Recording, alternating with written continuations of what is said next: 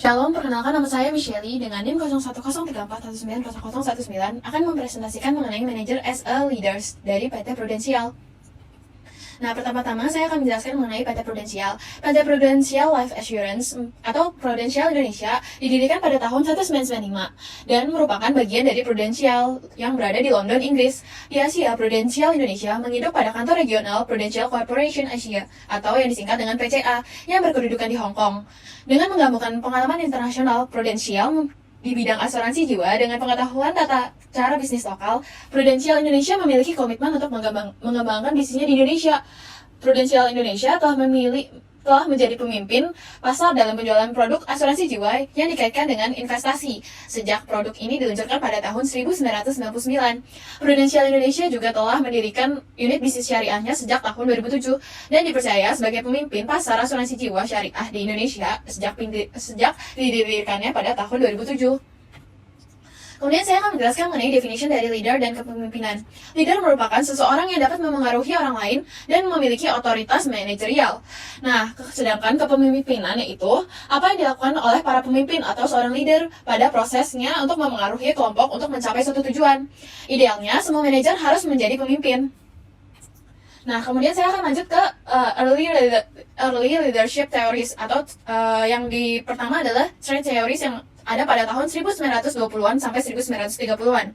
Nah, di sini tuh mengatakan bahwa tidak mungkin untuk mengidentifikasikan suatu karakteristik atau sifat yang akan selalu membedakan seorang pemimpin atau orang biasa dari orang biasa. Nah, dari karakteristik manajer ini, PT Prudential memiliki karakteristik pemimpin yang berbeda-beda sebagai seorang manajer, yang dimana tidak dapat diidentifikasikan atau disamaratakan untuk sebagai pemimpin sebuah organisasi yang terdapat di Prudential itu sendiri.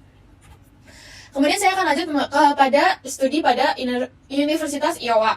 Nah, yang pertama adalah gaya autokratis. Gaya autokratis itu seorang pemimpin harus dapat memberikan keputusan sepihak, membuat metode kerja, dan membatasi partisipasi karyawan.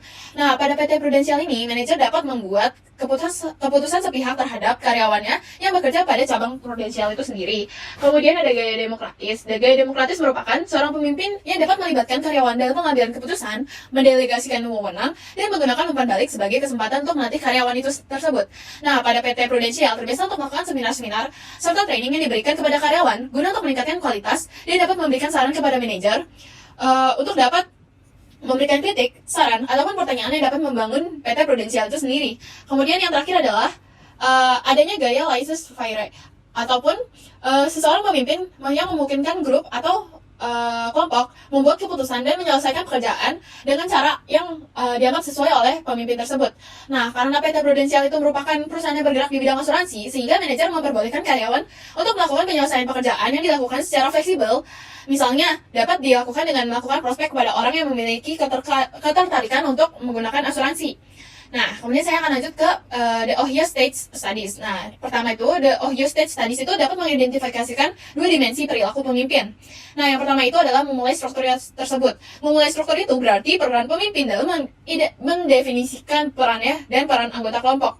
Pemimpin sebagai leader mensupport dengan cara menemani dan memastikan timnya agar dapat melakukan prospek ke orang yang akan diprospeknya dan mengerti anggotanya, apakah anggotanya itu sedang sibuk atau tidak, dan dapat mengarahkan, bila sibuk dapat mengarahkan karyawannya untuk melakukan reschedule ke lain hari dan memotivasi kerjanya sehingga orang tersebut dapat tahu motivasi dirinya sendiri untuk melakukan pekerjaan tersebut. Nah, untuk pertimbangan sendiri, pemimpin saling percaya dan menghormati ide dan perasaan dari anggota kelompok. Nah, dari PT Prudential sendiri, karyawan dapat memberikan saran serta kritik pada saat seminar dan pada saat training, serta pada saat melakukan kumpul-kumpul bersama yang digunakan untuk sebagai follow-up. Kemudian saya akan menjelaskan University of Michigan Studies. Nah, yang pertama adalah mengidentifikasikan dua dimensi perilaku pemimpin. Yang pertama adalah berorientasi kepada karyawan ataupun menekankan hubungan pribadi antara karyawan dan pemimpin. Nah, pada saat weekend, pemimpin mengajak kumpul atau melakukan follow up untuk menanyakan siapa saja yang sudah dikontak dan akan ditraktir oleh pemimpin tersebut untuk memberikan rasa nyaman dan tidak memberikan rasa yang terlalu kaku pada organisasi dari Prudential sendiri.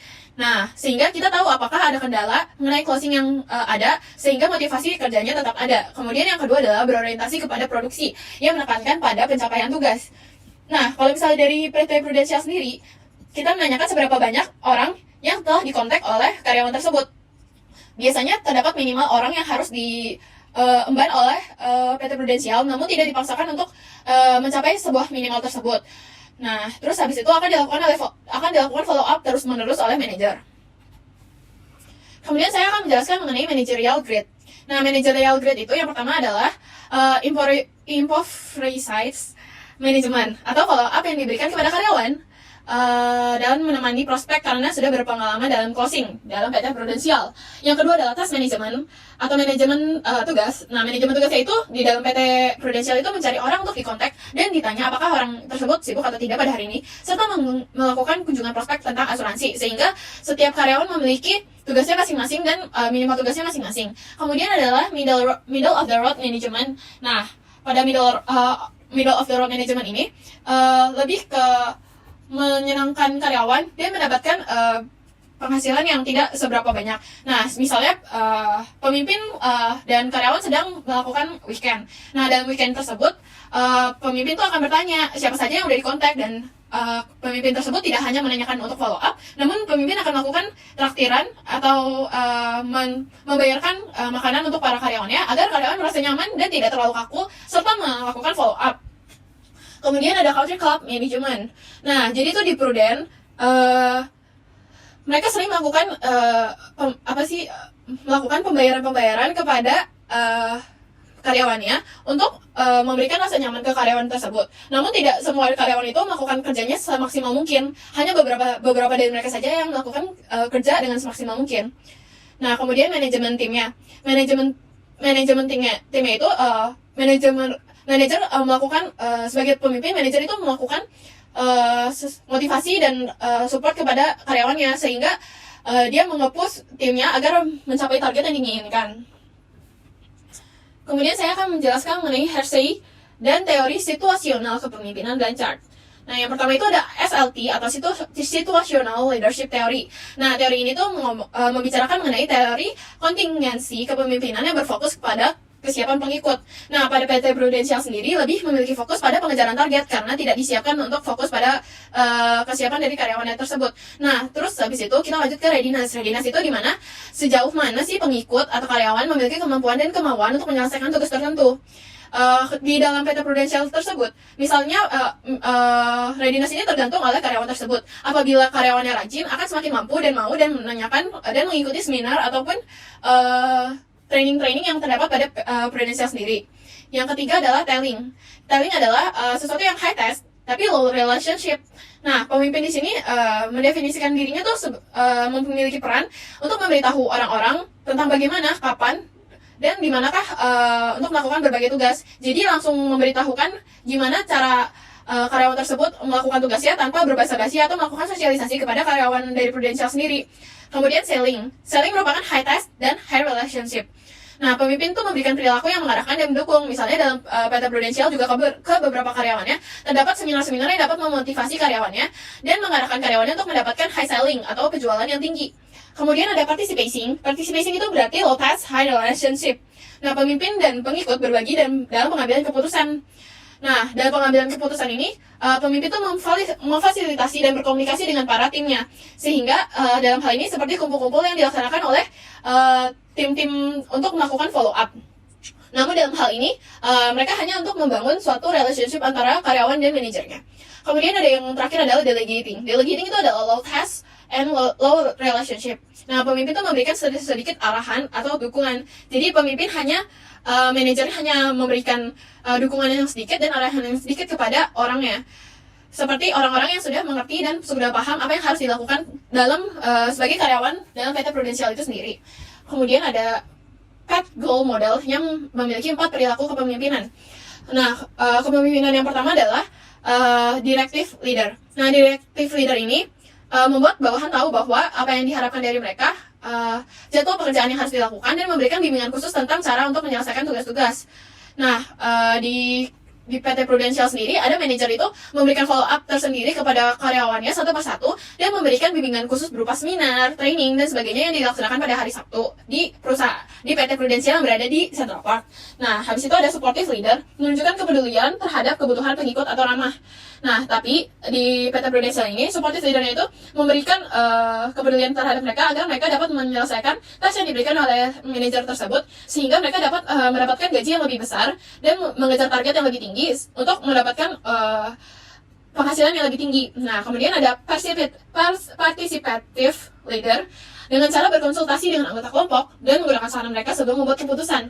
Nah, biasanya tuh memberikan saran kepada manajer. Manajer tuh akan mengikuti prospek apa saja yang telah dilakukan oleh si karyawan ini. Lalu akan mendengar keluhan customer dan sebagainya sehingga manajer ikut mengambil bagian dalam melakukan tes yang dilakukan oleh karyawan tersebut.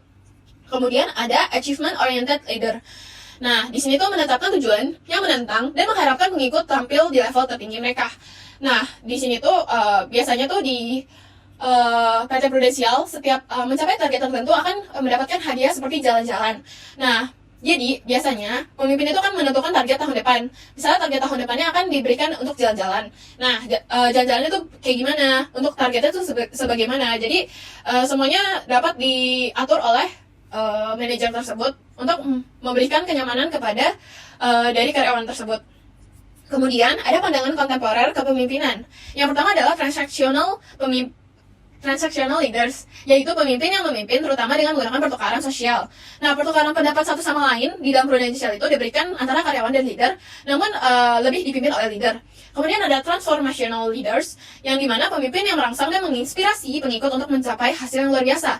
Biasa pemimpin dalam PT Prudential menginspirasi dalam pembawaannya dan dalam berkata-kata agar dapat memberikan motivasi sendiri kepada para karyawan serta memperlihatkan achievement yang sudah mereka dapatkan.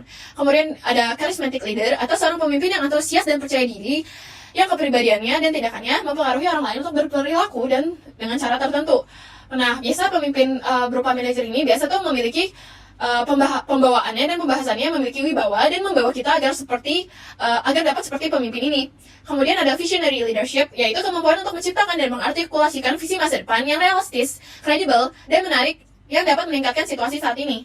Nah, visinya yaitu membantu asuransi agar dapat semakin maju sehingga dapat membantu karyawannya. Nah, kemudian yang terakhir adalah team leadership, di mana banyak pemimpin yang tidak diperlengkapi untuk menangani perubahan ke tim karyawan. Nah, tapi di dalam team leadership ini ada beberapa tugas yang diemban oleh pemimpin tim atau manajer. Nah, fokus ini terdapat pada dua prioritas. Yang pertama adalah mengelola batas eksternal tim. Nah, di dalam Prudential, apabila ingin masuk sebagai karyawan Prudential, ada beberapa tes yang harus dilaksanakan dengan pembelajaran tersendiri agar dapat direkrut oleh PT Prudential. Dan yang terakhir adalah memfasilitasi proses tim. Memfasilitasi proses tim ini dilakukan oleh PT Prudential dengan mengantarkan karyawan-karyawan yang masih baru kepada rumah prospek yang akan mereka kunjungi atau melakukan peminjaman beberapa gadget untuk melakukan prospek dan sebagainya. Nah, ini merupakan beberapa research yang saya gunakan untuk pada PT Prudential ini. Sekian dari saya, terima kasih.